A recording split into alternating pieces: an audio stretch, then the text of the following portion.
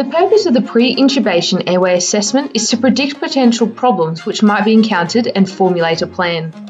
If induced and paralysed, can the patient be ventilated with bag valve mask ventilation and intubated by direct laryngoscopy?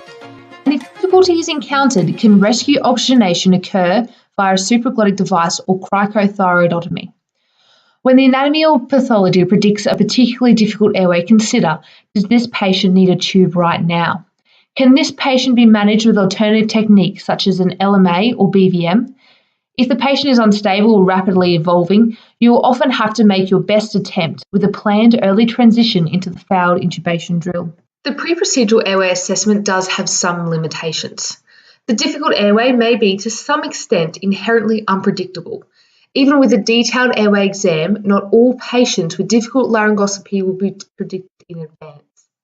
A Danish study of about 188,000 intubations by anaesthetists found that of the 3,100 difficult airways encountered, 93% were unanticipated. The airway assessment in the pre-hospital environment is often different to that in the routine intubation in the operating theatre. There is a lack of patient cooperation and critical illness often prevents a thorough assessment. Evaluation of components of the pre-procedural airway assessment in the emergency department found that clinicians were unable to complete a Mallampati assessment and or neck mobility testing in 2/3 to 3/4 of patients. However, despite these caveats, airway assessment is valuable as it helps the clinician develop the mindset of anticipating difficulties and planning appropriately. History predicts the future, so where possible, identify if the patient has a history of prior intubations and if there were any complications. Also ascertain their allergies, medications, past medical history and past meal. Mnemonics are often utilised to assist in the prediction of difficult airways. Lemon is a predictor of difficult laryngoscopy and intubation and is linked to poor glottic views. Look externally. This is not particularly sensitive as many difficult airways are not readily apparent externally. However, it is quite specific. If an airway looks difficult, it probably is. Assess for mandibular abnormalities, for example, an undersized jaw, receding chin, inability to sublux the lower incisors beyond the upper incisors. Also assess for a large tongue, large teeth, a short neck, evidence of lower facial disruption and obesity. Evaluate the 3-3-2 rule. These are geometric considerations that relate to the likelihood of successful visualization of the glottis. 3 of the patient's fingers should fit between their teeth. This assesses mouth opening. 3 of the patient's fingers should fit between the tip of the omentum and chin-neck junction. This evaluates the length of the mandibular space to ensure that it is large enough for the tongue to be displaced fully into the submandibular space. 2 of the patient's fingers should fit between the chin-neck junction and the thyroid notch. The glottis must be sufficient distance from the base of the tongue to allow for direct visualization. The Mallampati score measures the degree to which the posterior oropharyngeal structures are visible when the mouth is fully open.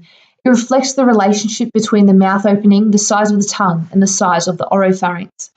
The patient should be positioned upright, open the mouth as widely as possible, and protrude the tongue. This proves difficult to assess in emergency situations, as patients are often critically unwell, obtunded, and unable to follow commands. Although it has not been validated, there is no reason to expect that the assessment would not be significantly less reliable with the patient lying supine and a laryngoscope blade or similar used as a tongue depressor. Obstruction and obesity. Upper airway obstruction is a marker for difficult laryngoscopy. 4 cardinal signs include muffled voice, difficulty swallowing secretions, stridor, and a sensation of dyspnea. And finally, neck mobility.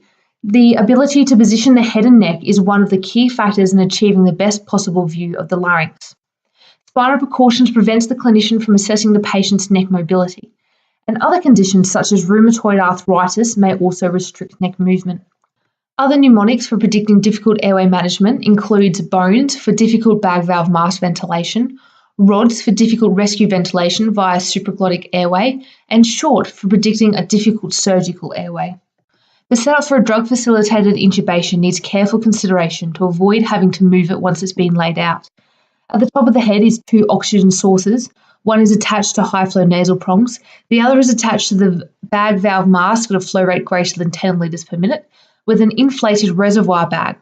This is placed to the left-hand side when not being used to pre-oxygenate the patient. It has a filter and CO2 detector attached, and the PEEP valve set to 5 centimetres of water. The monitor is in a position that is able to be seen by the person at the head, as well as other clinicians. Non-invasive blood pressure is set to 3-minute intervals. The SpO2 probe is attached to the non-blood pressure arm, and the patient is monitored with the ECG. The suction apparatus has been checked and is tucked under the patient's right-hand shoulder. If it is required, it needs to be readily available and it will be held in the right hand. 2 laryngoscopy handles and blades are placed on the left as they are held in the left hand.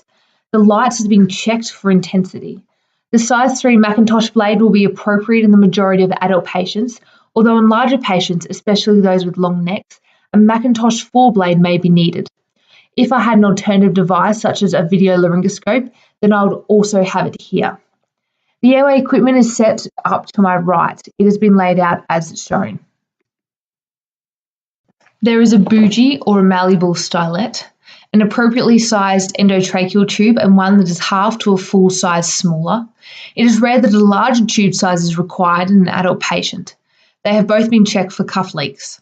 A 10 ml syringe for inflation of the endotracheal tube, manometer to measure the appropriate inflation pressure of the cuff, tape, tie or other securing device, McGill forceps, gastric tube, catheter tip syringe and a drainage bag, oropharyngeal airway to be used as a bite block and also for rescue bag valve mask, 2 nasopharyngeal airways and lubricant. This is also for placement during a rescue bag valve mask ventilations. A range of LMA sizes are handy in case of the failed intubation. There is also a syringe and lubricant.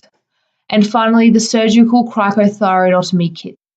During most tracheal intubations, simply having the equipment nearby and knowing how to use it is adequate preparation. However, for anticipated very difficult intubations, it may be appropriate to have the equipment out and open. There are 2 large bore and free-flowing IV lines attached to bags with sodium chloride, 0.9%. Add the feet as the primary kit. All the drugs that could possibly be required should be drawn up and labelled. This includes the induction agent or agents, the paralytic, medications to manage complications, for example, adrenaline and atropine. The medication or infusion for post-intubation management should be drawn up and placed in a separate location so as to not confuse the medications.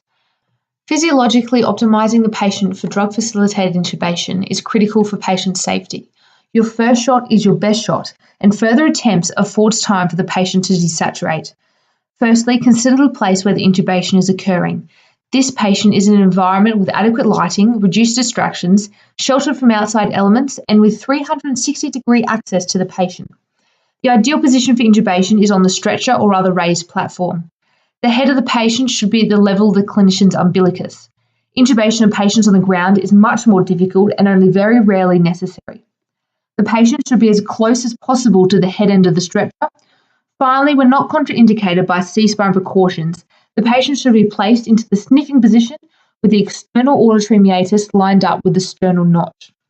The sniffing position can be maintained by placing folded blankets under the patient's occiput.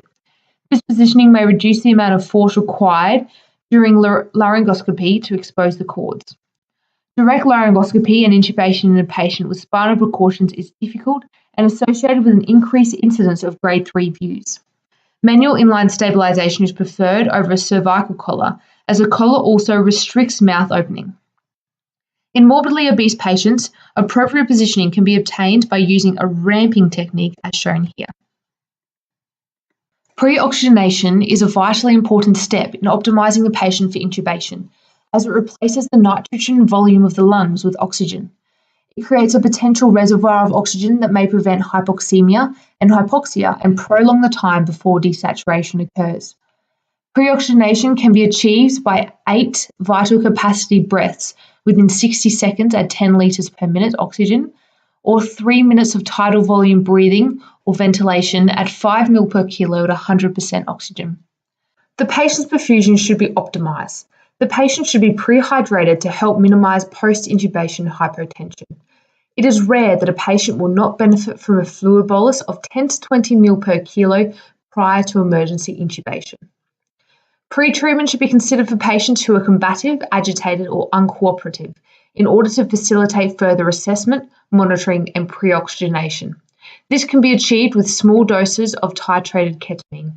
In the pre-optimization of the patient for RSI, consideration needs to be given to correcting the correctable and preventing the preventable. This process may even circumvent the need for the RSI. The patient's hemodynamic status and respiratory function needs to be optimized. Any arrhythmias should be managed. And finally, condition-specific management should be commenced. For example, management of hypothermia, diabetic illnesses, seizures, etc. The final step in optimizing the patient for drug-facilitated intubation is to mark the cricothyroid membrane. While this is not specifically to help with a procedure, some clinicians believe that it may help them overcome the significant cognitive hurdle associated with performing a surgical airway.